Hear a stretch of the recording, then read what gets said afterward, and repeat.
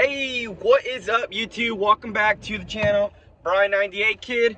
Guys, back here with another video. Of course, as you guys know, what this video is going to be about, just by that title down below. So basically, can or should you give estimates over the phone when a customer calls? So one thing, first things first, one thing, of course, my best advice to you guys is no. So do not just give, a customer calls you, don't just give a quote based off, whatever the telling you of trash they have. Let's just say, for instance, they have, I don't know, they tell you, hey, we have about a half a load of a 20-yard container.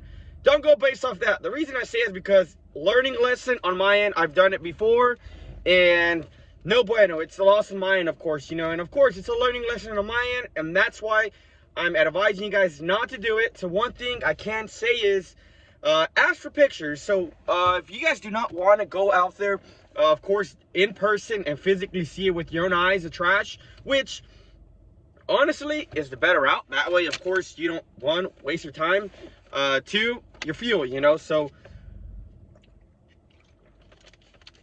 that way, you don't waste your fuel and all. So one thing, well, typically what I do is, customer calls me, I tell them, hey, what's going to go in the container?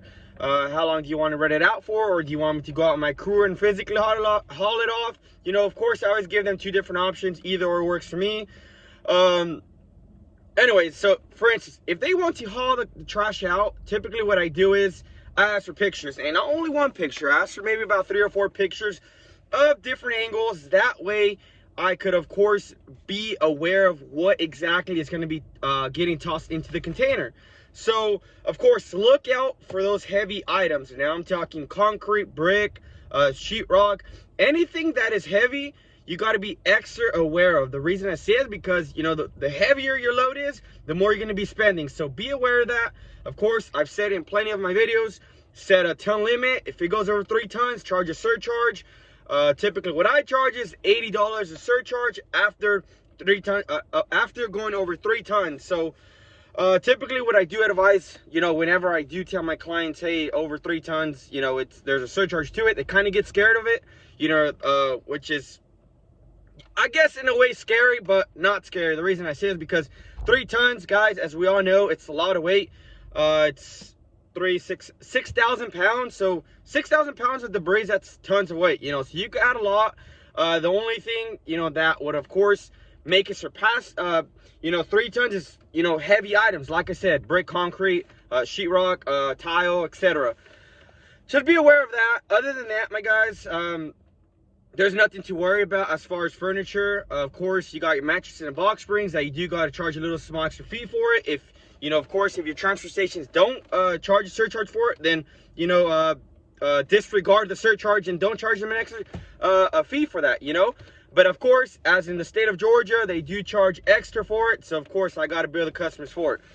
Anyways, back to what I was saying, guys, is so should you or should you not charge or give quotes over the phone when a customer calls?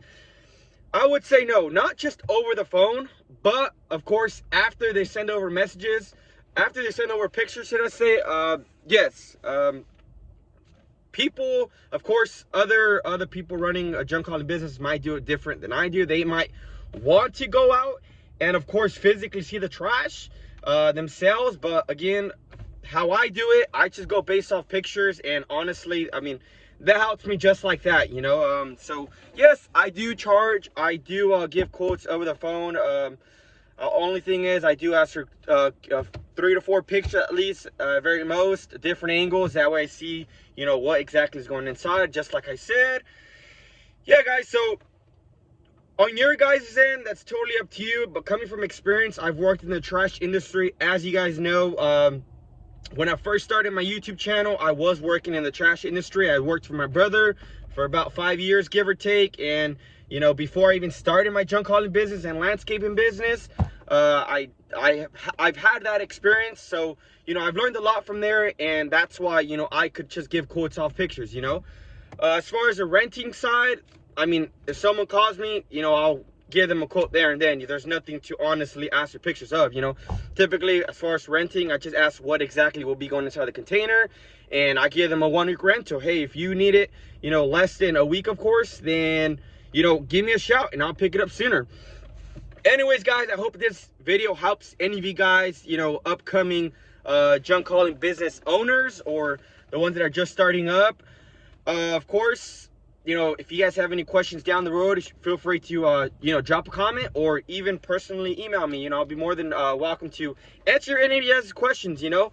Anyways, I'm out, skis. Hope you guys enjoyed this short little clip, and I hope this video helped any of y'all. Brian 98 Kid, out, skis.